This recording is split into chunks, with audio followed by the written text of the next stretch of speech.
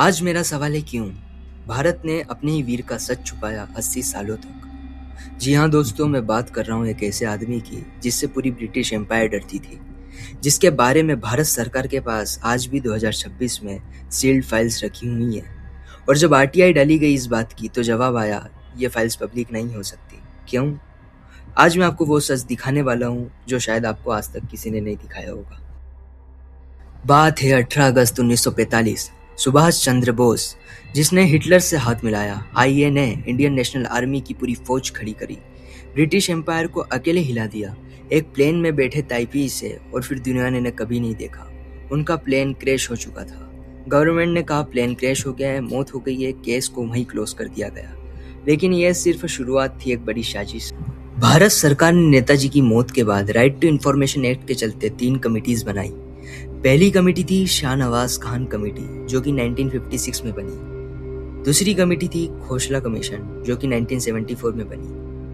और दोनों ही committee, Shahnawaz Khan committee और खोसला कमीशन, दोनों का एक ही जवाब था, नेताजी की डेथ प्लेन क्रैश में हुई है और जो बॉडी के एशेज रेनकोजी टेम्पल में रखे गए हैं वो नेताजी के ही हैं। But there is a big twist in third commission.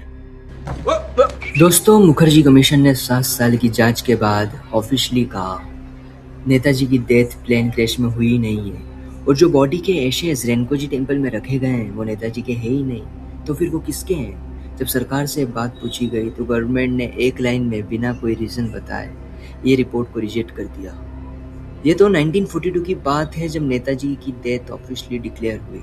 तब भी एक अकेला न्यूज़पेपर था जो गवर्नमेंट की बात से सहमत नहीं था। उसका नाम था हिंदुस्तान स्टैंडर्ड, जिसने ओपनली लिखा बोस की मौत की खबर झूठ है। ये बात एक डिसक्लासिफाइड गवर्नमेंट डॉक्यूमेंट में आज भी लिखी हुई है, जो कि 2015 में पब्लिक हुआ। दोस्तों, 1945-46 में जब नेताजी ऑफिशियली 6 महीने से डेड थे तो उनकी आवाज़ शॉर्ट वेव रेडियो पर 4 बार रिकॉर्ड हुई।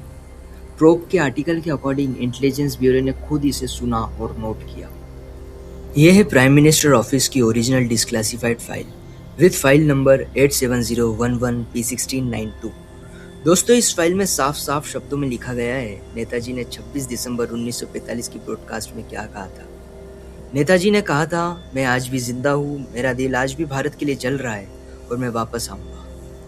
और सबसे शॉकिंग फैक्ट ये है कि अगर नेताजी सच में 1945 में मर गए थे तो नेहरू सरकार ने उनकी परिवार की 20 साल तक इंटेलिजेंस ब्यूरो से जासूसी क्यों करवाई? ये मैं नहीं कह रहा हूँ, ये इंडिया न्यूज़ की रिपोर्ट कह रही है। और हिंदुस्तान टाइम के आर्टिकल में भी ये लिखा हुआ है कि नेहरू की फैमिली अंडर सर्वेलेंस में थी 1948 से 1968 के बीच। उनके घर वन वुडबर्न पार्क कलकत्ता के बाहर आईबी के एजेंट्स 24 घंटे खड़े रहते थे। उनके लेटर्स खोल के पढ़े जाते थे, उनके फोन टैप होते थे। क्या मरा हुआ आदमी की फैमिली किसी के लिए इतनी डेंजरस हो सकती है? फैजाबाद यूपी में एक मिस्टीरियस साधु मरा जिसे लोग गुमनामी बाबा कहते थे।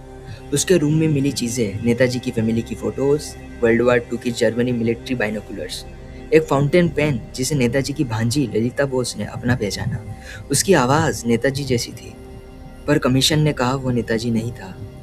लेकिन उसकी यह आइडेंटिटी कंफर्म करना मुश्किल था। एक आदमी जिसमें हिटलर से बात करने के जज्बात थे, स्टालिन के सामने बैठने की हिम्मत थी, आईएनए जैसी बड़ी इंडियन नेशनल आर्मी की फौज खड़ी करी और ब्रिटिश एम्पायर को हिला दिया। वो आदमी आज़ादी के वक्त 15 अगस्त 1947 को कहीं नहीं था, ना तिरंगा उठाने वालों में, ना लाल किले पर, और ना ही इतिहास के पहले पन्ने पर। सिर्फ एक सवाल छोड़ गया, क्या आज़ादी सच में सबके लिए थी?